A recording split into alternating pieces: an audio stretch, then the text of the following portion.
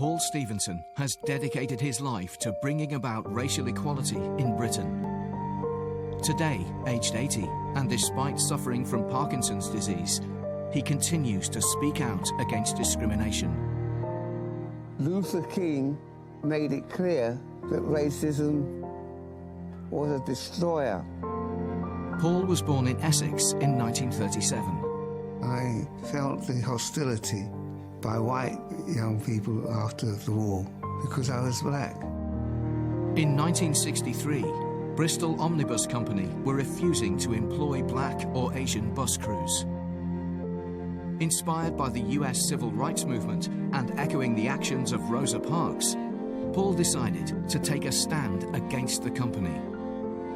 He encouraged 18-year-old Guy Reed Bailey, who was struggling to find work, to apply for a job as a bus conductor.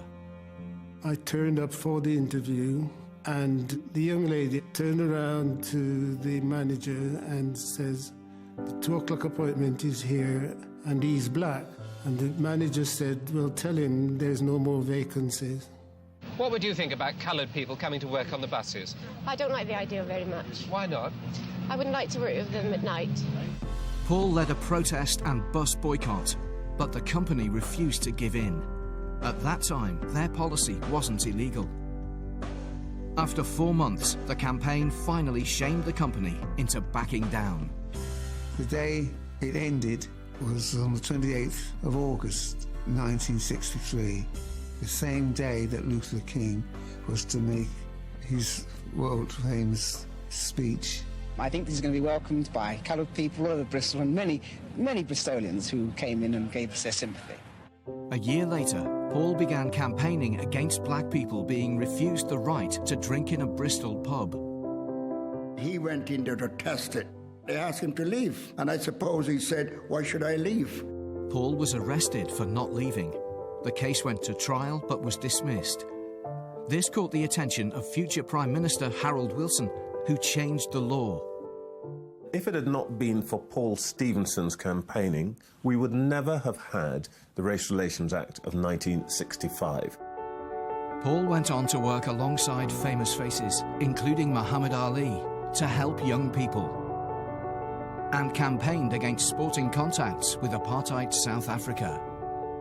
Campaigns that he led, be it against South Africa, being the local government, all these things have made our lives and has made this a better place. He is ornery, he is difficult, but always in the interests of other people and in the interests of justice. Please welcome with his wife Joyce, Paul Stephenson.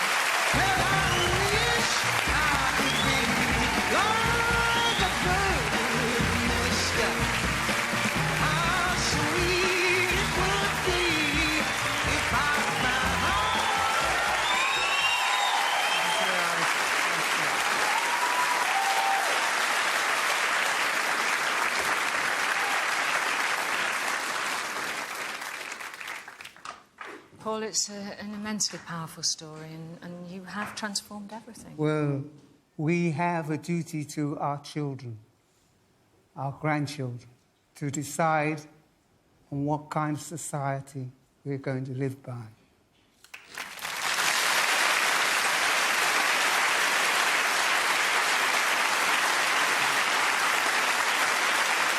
Here to present your award, Paul, please welcome the one and only Sir Lenny Henry.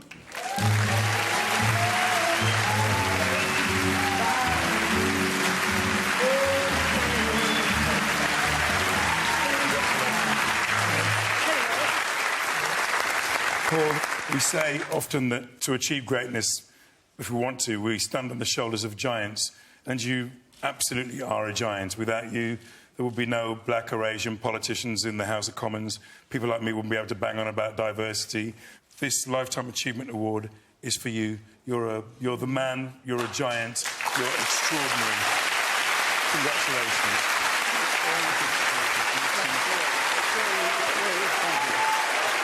Thank you, Lenny. Congratulations once again to our Lifetime Achievement Award winner, Paul Stephenson.